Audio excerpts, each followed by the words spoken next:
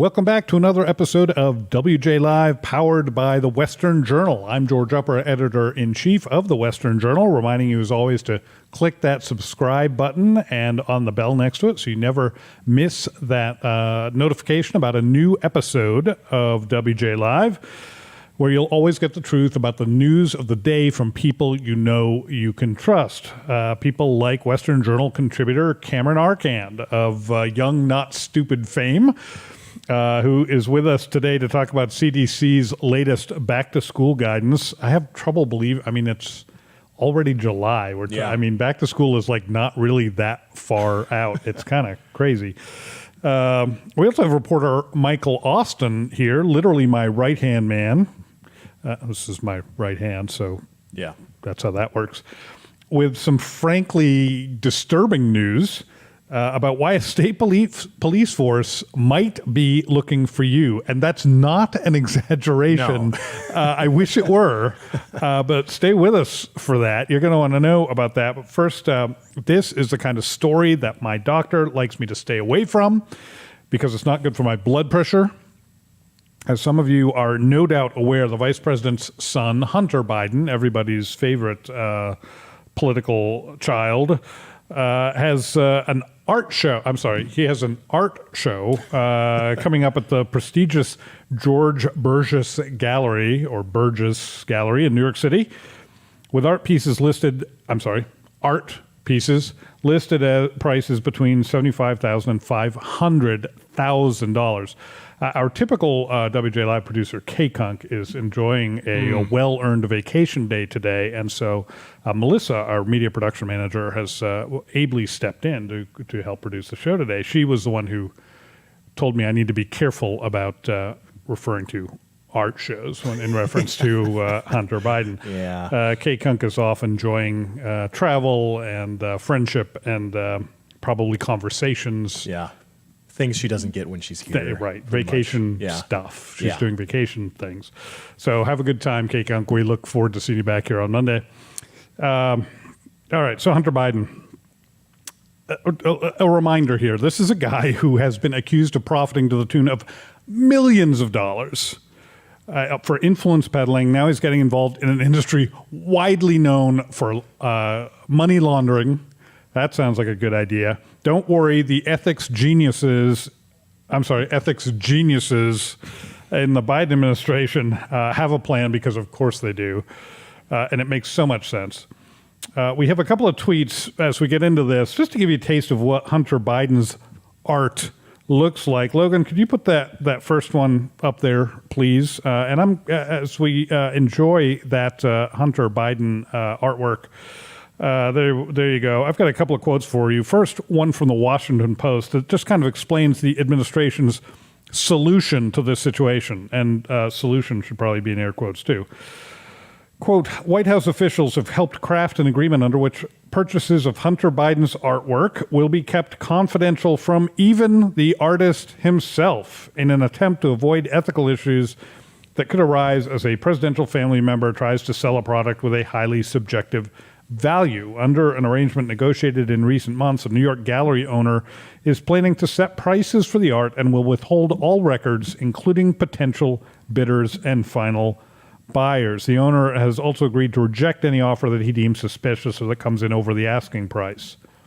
What could go wrong? Okay, another quote for you, because the answer to that first question is lots of stuff. Yes. Lots of stuff could go wrong.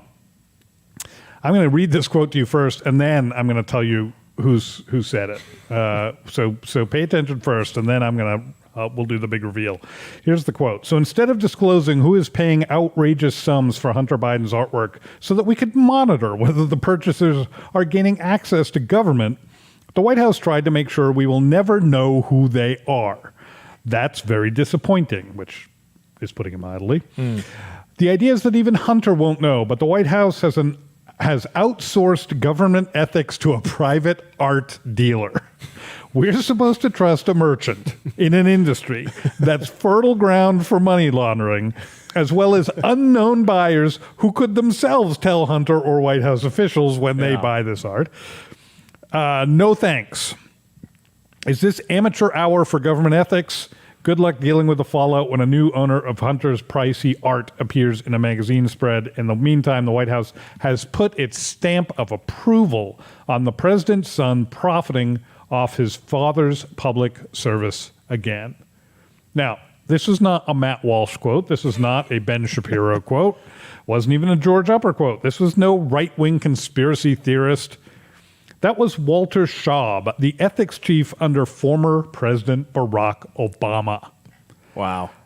That is a huge indictment coming from Obama's former ethics chief to Biden and his son Hunter. Look, Schaub makes some great points here, but look, my favorite is this what if scenario he brings up, and because it's not even really a question of what if, it's a question of when.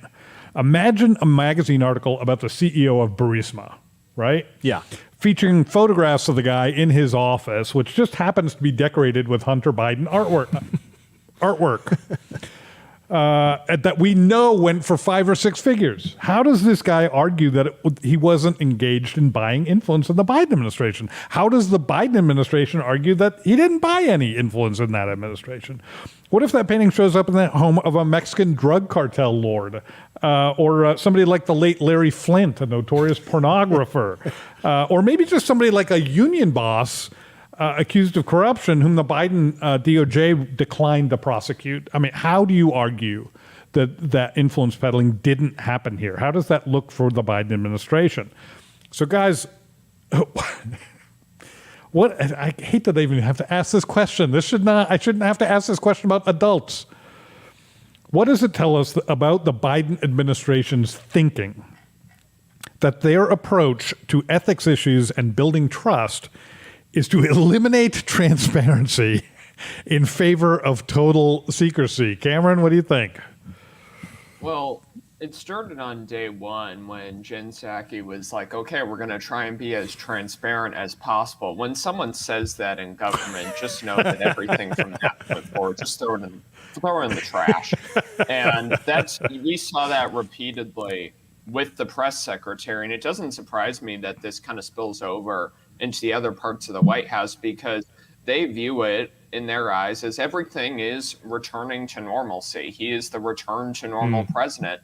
And part of that is saying, oh, we're transparent, and then not doing that exact thing. They could have avoided a whole story here if they were open about this. Of course, we probably could have poked fun at who might have bought a painting. Maybe Pelosi wants some hotel art, but we don't know that.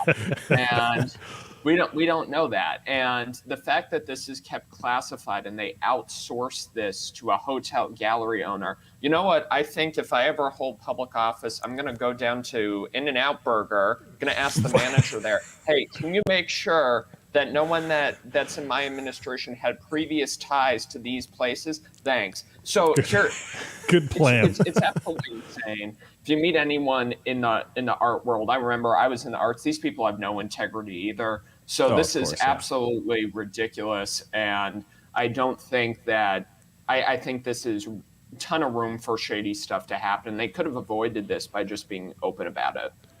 Michael? What it shows is that the Biden administration, justifiably so, has no fear whatsoever of the press.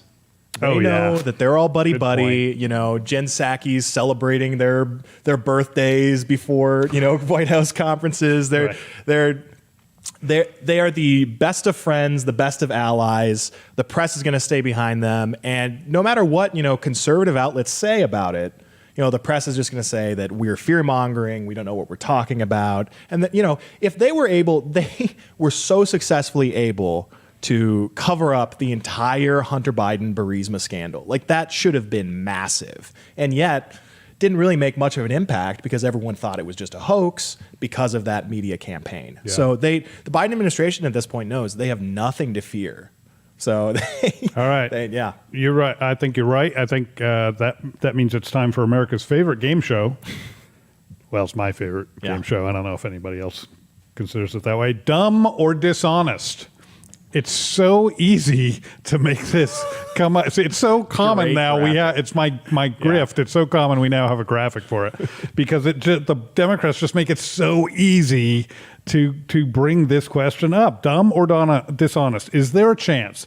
Is there any chance at all that people responsible for ethics in the Biden administration are so stupid that they actually believe that this is the best way to prevent corruption and influence peddling through this art show? Or do these folks think instead that Americans are so stupid, not the Biden administration, but just Americans, are so stupid that they'll actually fall for this argument? Dumb or dishonest? Michael? Dishonest. Yeah. They're just, I usually go with dishonest. You know, dumb is fun. It's fun to make fun of people. It's a safe choice with the Biden administration. They know what they're doing. Yeah. They're dishonest. Cameron, dumb or dishonest? I'm going to argue the counterpoint here and go with dumb on this. All right. And the reason why I say that is you never really know who's making these sorts of decisions. I remember back when I worked campaigns and stuff, and you see a lot of entry-level staff type people making pretty big decisions. I think in government, I think there's a level of that too. I think the reality is Congress is ran by a bunch of broke 20-somethings. And I think that carries over into the White House too. And I think there is a level of, with certain decisions like this, where there is a level of lack of intellect pretty much. And I do think part of it is very dishonest. And I think if this was made by, I don't know who made this decision. If I think I knew who made these agreements, I would be able to have a better judgment. But the only reason why I'm arguing dumb is the fact that I think their definition of transparency from a government perspective might be a hell of a lot different than from a public perspective. Yeah. All right. So we've one dumb, we have one dishonest. I'm going to have to serve as the tiebreaker, I guess.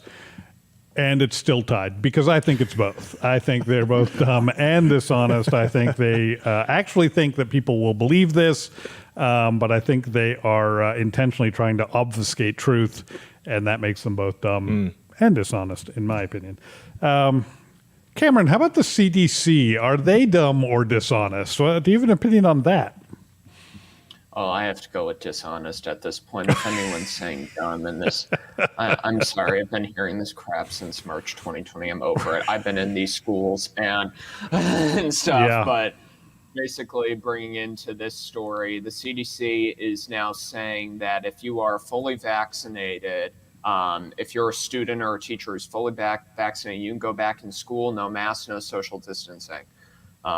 Only problem with that is if we're talking about the K through 12 system, if you're under the age of 12, you don't even have access to a vaccine, and who even knows if your parents want you to get that vaccine. So the CDC, I think there's a tweet up from it. They kind of go into this a little bit, their plan, and they basically are trying to ease back into normal. I know they're just kind of following along with what the Biden administration is currently putting out there in terms of guidelines, but I think there's some serious concerns about this right now.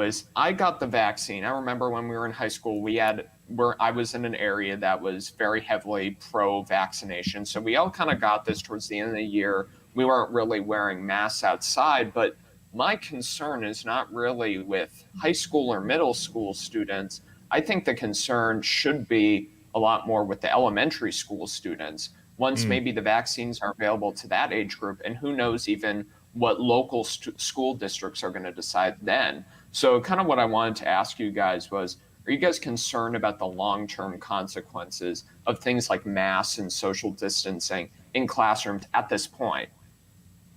For me, absolutely. And, it's the social consequences, the social development of these kids. Like when you're that young, and, my wife works with a lot of young kids. She works with a lot of autistic children. And so she kind of knows this. But when you're that young, you need a lot of social interaction. You need to be seeing people's faces to learn, how that works. Nonverbal cues and all that stuff. When you're robbing that with kids, not just by making them wear masks, but having all the adults in their life always wear masks, that seriously stunts their development. And, even more than the masks, the lockdowns themselves as well, just socially isolating these kids. We had a report come out of New Zealand in the last few days that basically said that all these children are getting hospitalized because Right. their immune systems are so Right. weak because they haven't been Physically exposed to ill, anything. not just mentally ill, but physically ill. So, with the again, back to the masks, that's just you're isolating these kids. You're basically stunting their development in so many ways. Yeah, we've never done this before, and so we don't really have much of a way to predict what the outcome is going to be. But the one prediction I can make with a fair amount of confidence is that it's not going to be good.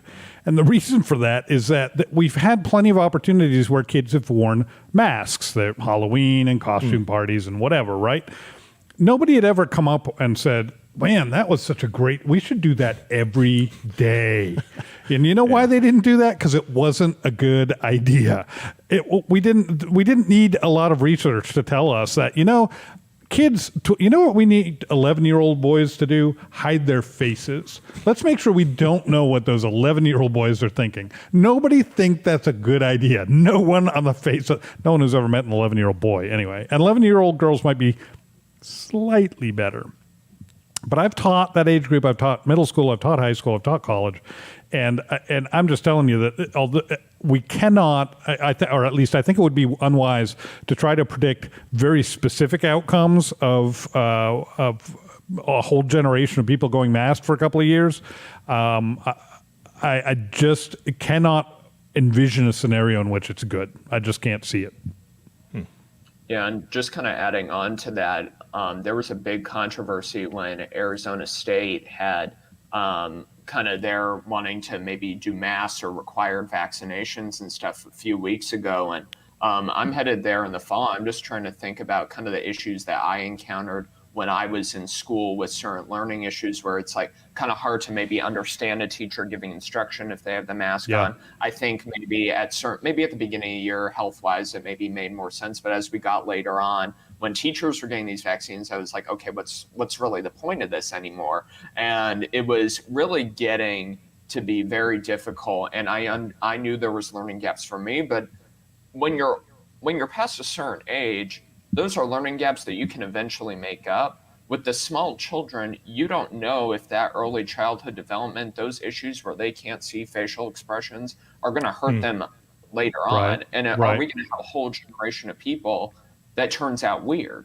And I don't mean that in like a mean way. I'm just like, I'm genuinely, I'm concerned about this.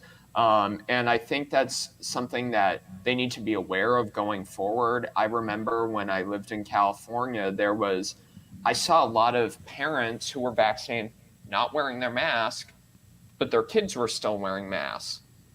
And there's very small children. I was seeing what are you teaching kids in that circumstance? I mean, what live in fear, kids. Life is about fear. It's about protecting yourself. I mean, the message there, and I mean, to your point, Cameron, I think was really good. Think about students who, you speak English pretty good.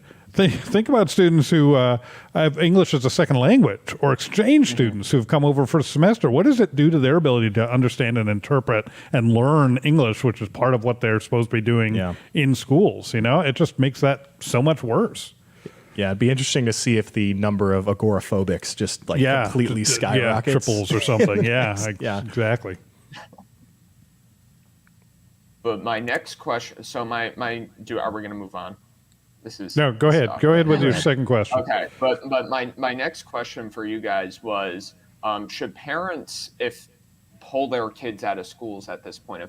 If you have a small child right now in your local school district is going to mandate this, are you better off at this point just pulling your kids out of the school system entirely? I think that, the situation varies from family to family and from school to school because, there's a wide range of policies that schools are having. If a school is forcing all kids to mask up, I think in a lot of cases the parents probably could find better educational options for them. Especially over the last year, we've seen a huge swath of school choice bills being passed, like in states across the country. So there are more options for parents to switch schools, and they should definitely exercise those if they believe these kind of policies are, stunting their children's development. Yeah, I mean, my answer to that question, Cameron, is pretty much always yes, no matter what circumstances you're asking me. And this is as a former educator, the husband of a career educator, spent 30 years both in private and public schools teaching. The federal government has zero business, zero constitutional mandate, and zero record of success in education. It doesn't do it well. It never has done it well, and there is no reason for the federal government to do it. I always advise anybody who asks me, get your kids out of public schools, get them to somewhere that is a small enough business that you as a customer actually have a voice. One parent, one family, one town cannot tell the federal government in an effective way how to adjust their curriculum, what to leave out, what they want their kids to learn, what they don't want them to learn, when's too early for sex ed, should we do sex ed at all?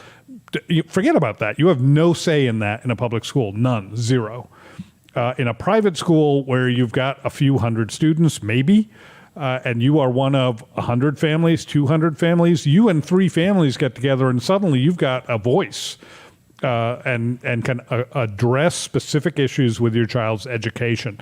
And there are few things more important than your child's education. And some of you aren't going to like me telling you this, but I'm going to tell you anyway. It is your responsibility that your child be educated. It's not the government's responsibility. It doesn't take a village. It's on you. It is on you to make sure they're educated and educated well. That doesn't mean you have to do it, but it means your responsibility to you are responsible to make the choices for what that education will look like. We don't like to hear that very often. And that's easy for me to say because all my kids are in college now. So, I'm kind of past that point. But my wife and I sacrificed all kinds of stuff to get my kids in private school for pretty much throughout their educational lives. So,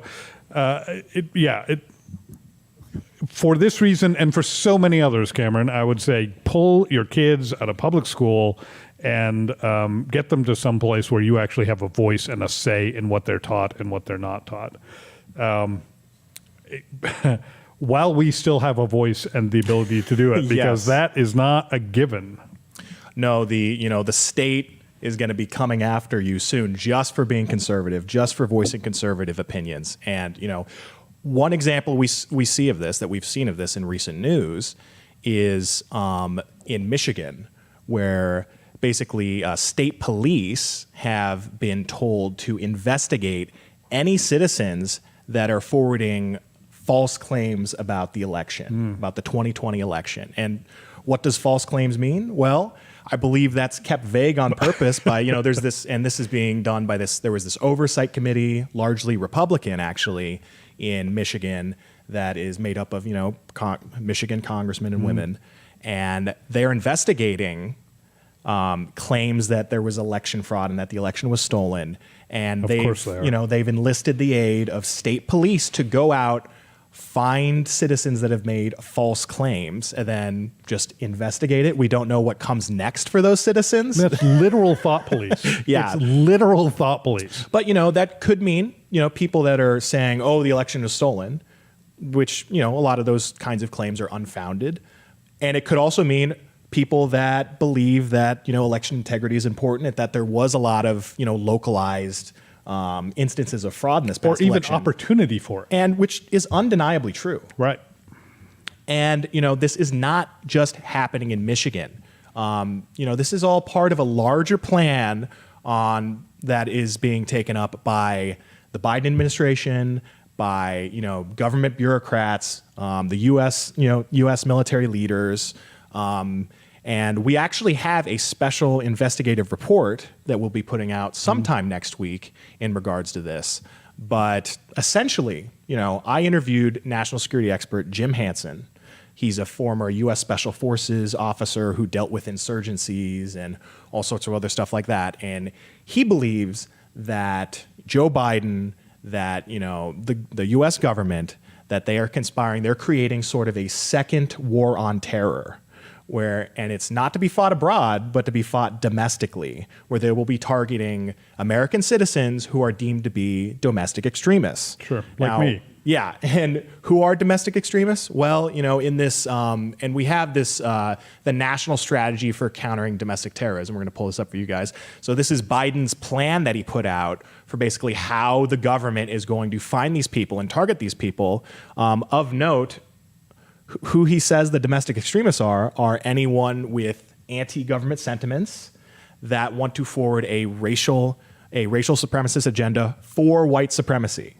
So all the Black Lives Matter riots, those do not count. The black separatists, they're okay. Antifa, It's they're just white fine. supremacy stuff. Okay. And essentially, the way they're getting away with this is they're lying about the January 6th incursion. They're claiming it was some form of insurrection, and in order to do this, they're forwarding a series of false and exaggerated claims that people went in there planning on doing all this stuff and intentionally wanting to murder Mike Pence and all this stuff. Right. All those claims have been found to be false. All the people killed at the Capitol were Trump supporters, and the reason they're doing this is so that if they label American citizens, if they label far, right-wingers as insurrectionists, this empowers the federal government with the ability to override constitutional rights and to go after people. So, these definitions are left vague so that they can't come after people that just, have disagreements about election integrity.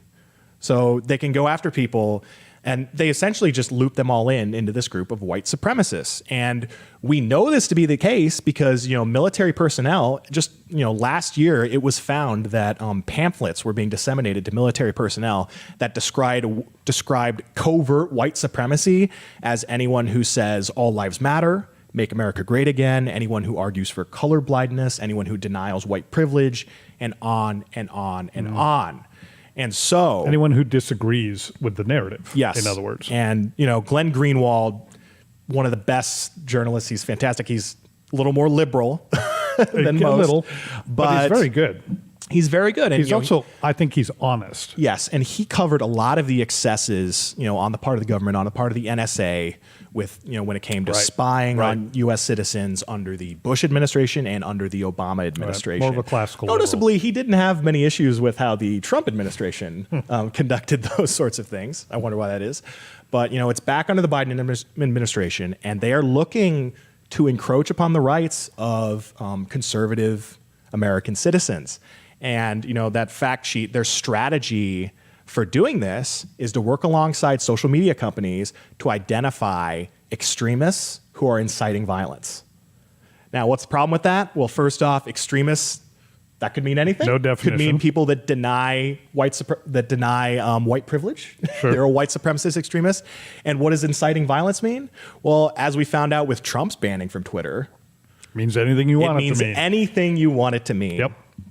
And so, what do you guys think of this push by the Biden administration to just sort of fight this domestic war on terror and target these, white supremacist extremists that they seem to be so prevalent, I guess, even though the only example of them that they can point to is January 6th, which they have to lie about. Right. Whereas, when it comes to left-wing extremists, we have a whole year's worth of riots and looting sprees. But what are you guys afraid of this? Is this going to be a big problem going forward? Yes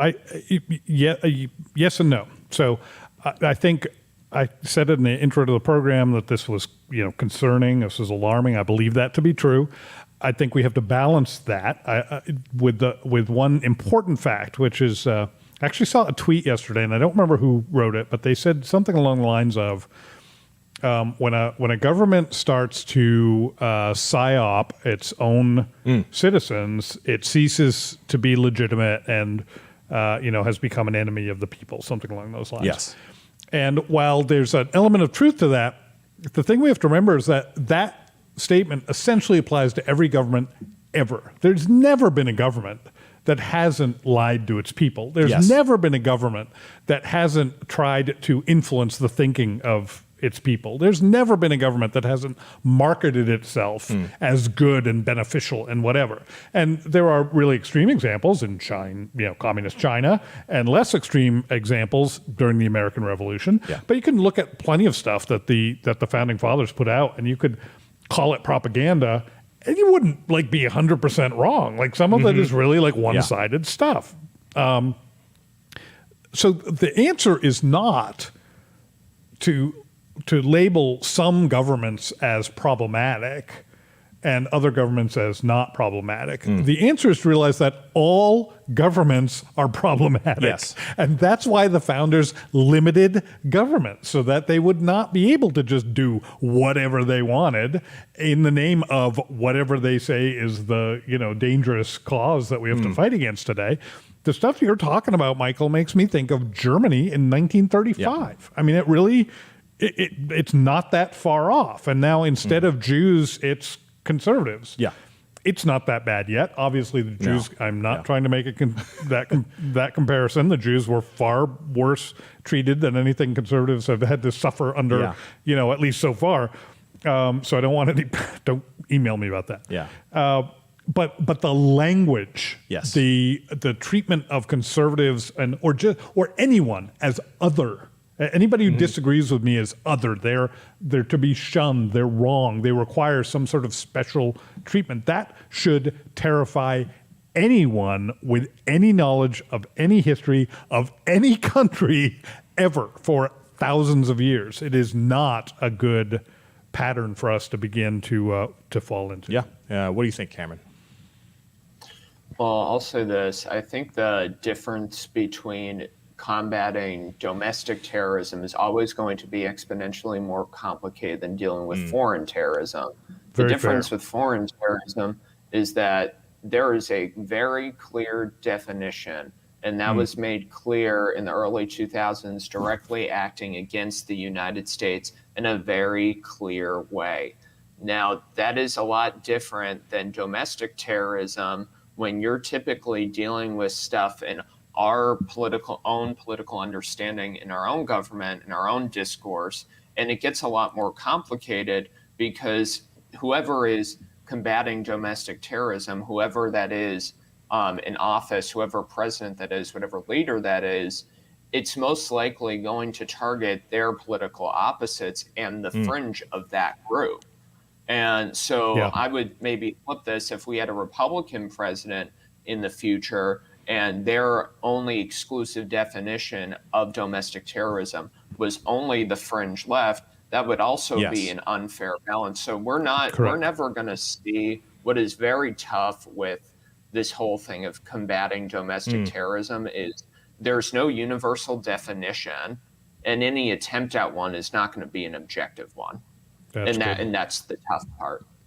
And that's a great distinction that you made there, that, domestic versus foreign, completely different. But, what is so disturbing about this current kind of agenda being pushed is that all of these, Justice Department officials, all these military generals, multiple individuals from all of those positions have been saying, we need to take cues from the 9/11 Commission. We need to take cues from, some of the things that came out of that, like the Patriot Act. And we need to use those strategies to fight domestic terrorists.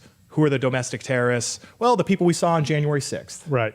It's important to remember that under the Obama administration, the military was, officer corps in particular, was largely purged of anybody to the right of Joe Biden.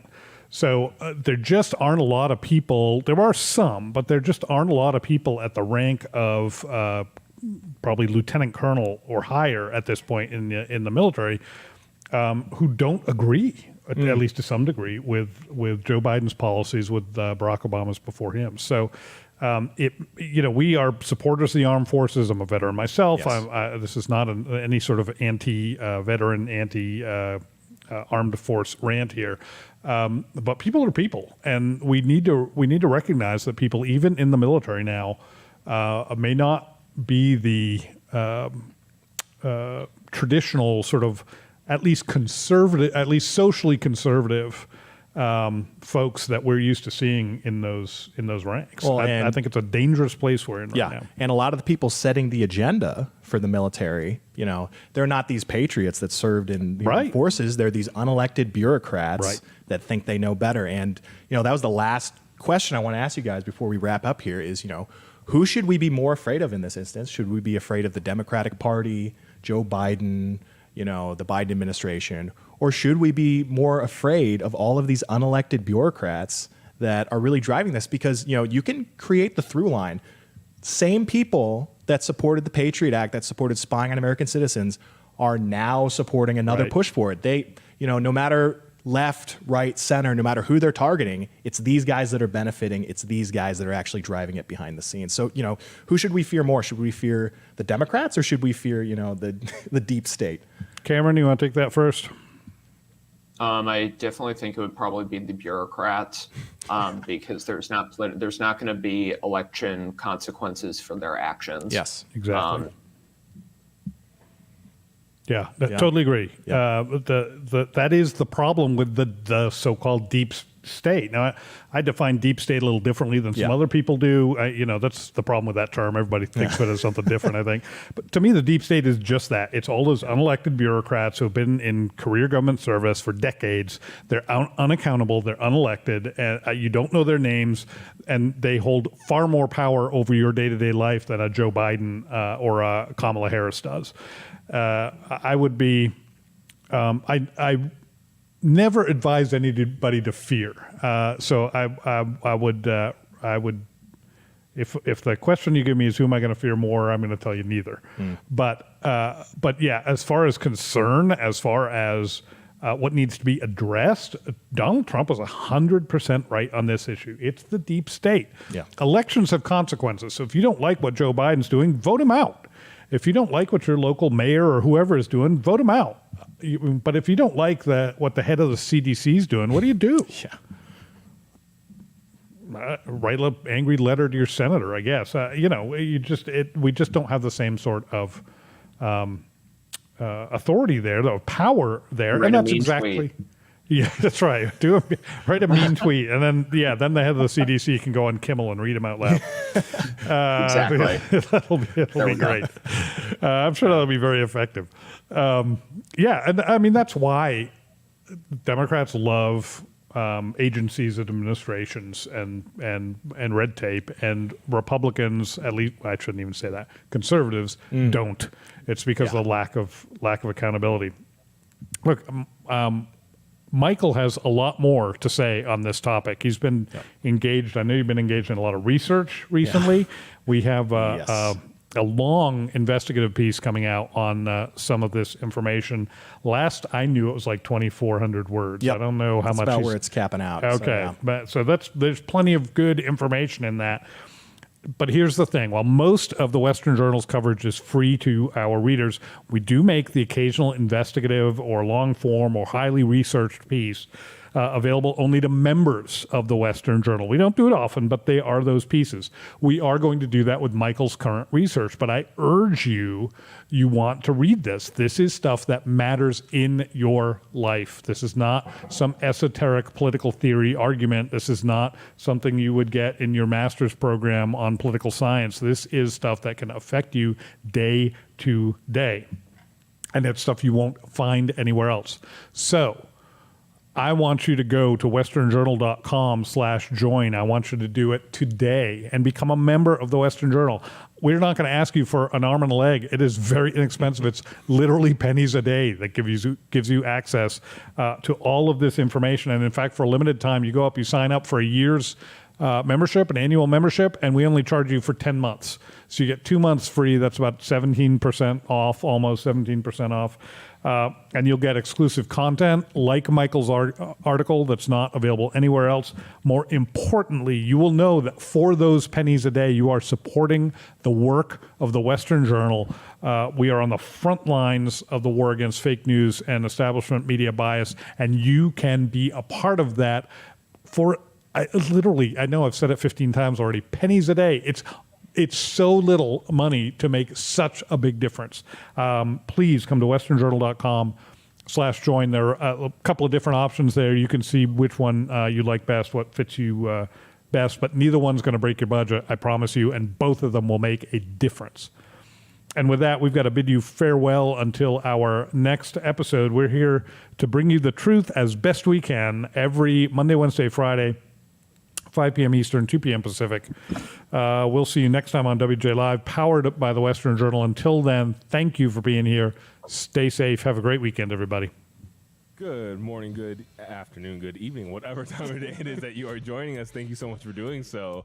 I actually want to say aloha, but as you can all see, we are dressed themed for our beloved editor-in-chief George Upper. It's his birthday today, so we're just gonna throw that out.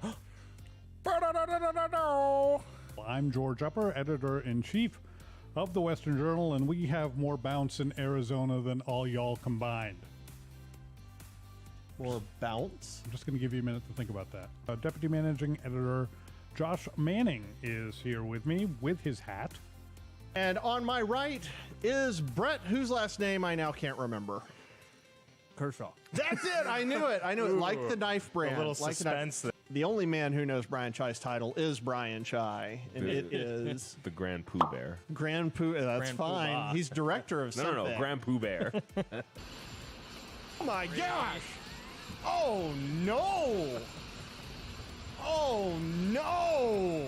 I love this number. Right? The pep in the step at the end. That's show he's okay. And if you're thinking that this shirt makes me look like a hippopotamus on camera, I'm right there with you. Reminding you as always, if you like watching hippopotamus,